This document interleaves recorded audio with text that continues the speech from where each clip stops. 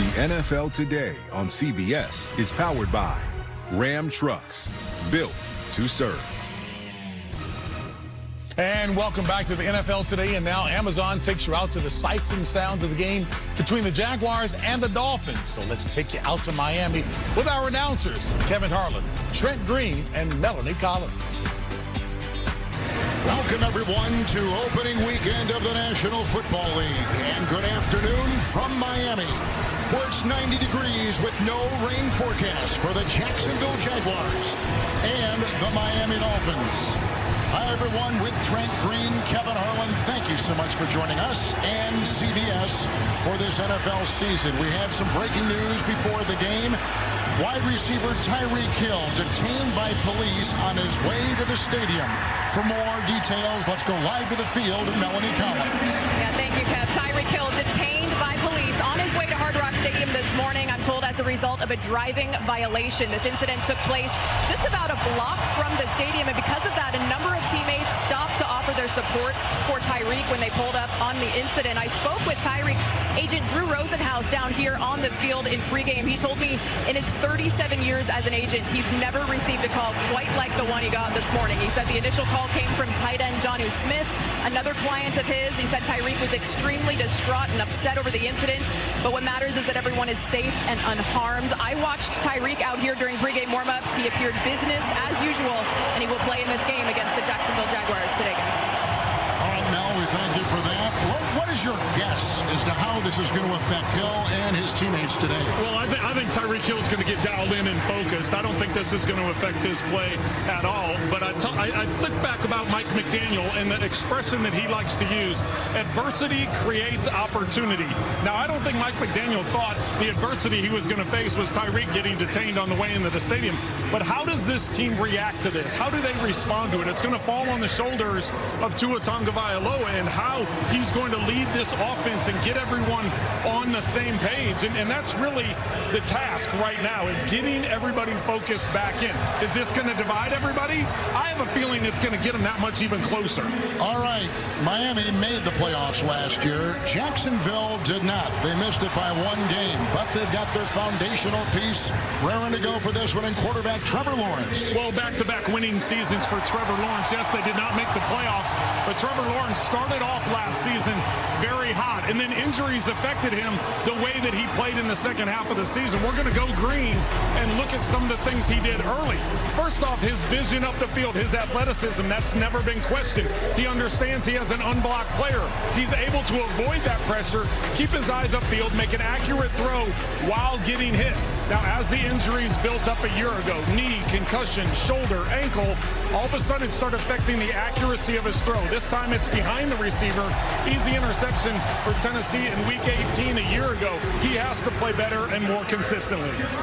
The defense has been rebuilt. There's a new defensive coordinator, but they've got their foundational piece on that side of the ball, and linebacker, defensive end Josh Hines-Allen. Josh Hines-Allen provides a spark for this defense. 17.5 sacks a year ago. He's excited about new defensive coordinator Ryan Nielsen and what they're going to do. Some of the guys they've brought in on defense, he thinks this could be the best defense that they've had. He's looking forward to the challenge of facing the Miami offense. The fanfare of opening day in the National Football League. The Jacksonville Jaguars, the Miami Dolphins. Our kickoff is next on CBS.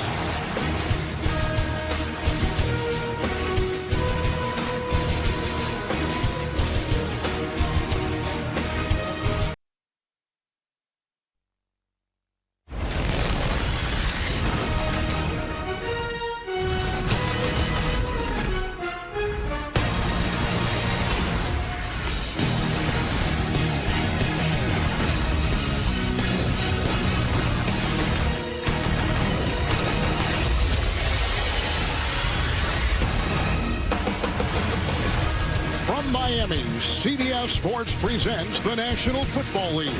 Today, it's the Jacksonville Jaguars and the Miami Dolphins. Our kickoff next on CBS. CBS Sports welcomes you to the following presentation of the National Football League.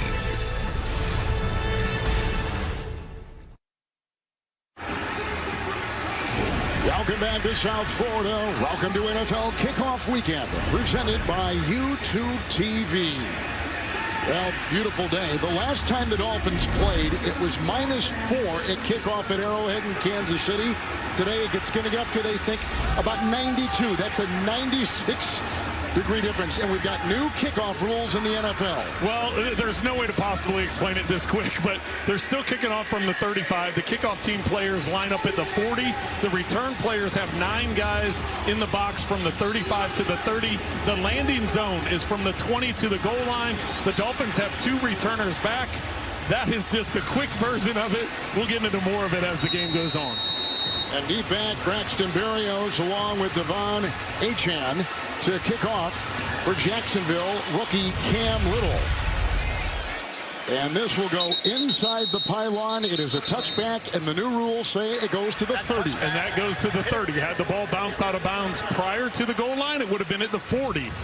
So very fortunate there, Jacksonville, that got in and out of the end zone. As we take a look at Tua Tagovailoa. Tua Tagovailoa led the NFL in passing yards last season with 4,624. Had an outstanding year a year ago. Goes without question when you consider the people that he have around him with Tyreek Hill and Jalen Waddle, both of them given new contracts or extensions and change-ups to those contracts. And don't forget about Achane and Mostert in the backfield, 2 dynamic players as well. Tight end Hill in motion. Mostert, who gets a block that time from the tight end Hill, and Downey is hit.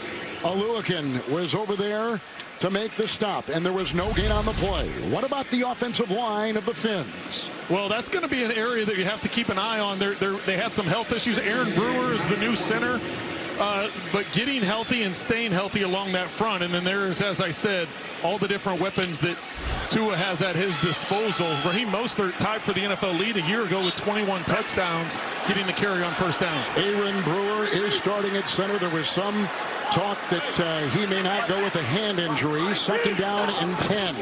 Achane on the move. And quickly taken down. Read well perfectly by Devin Lloyd. They lose 3 on the play, and it's back to the 17-yard line.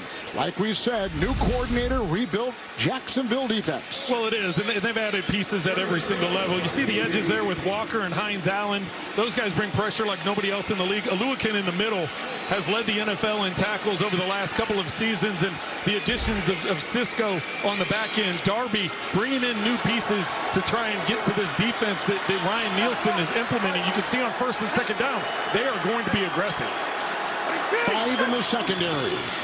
Tagovailoa with blockers ahead. And a big run right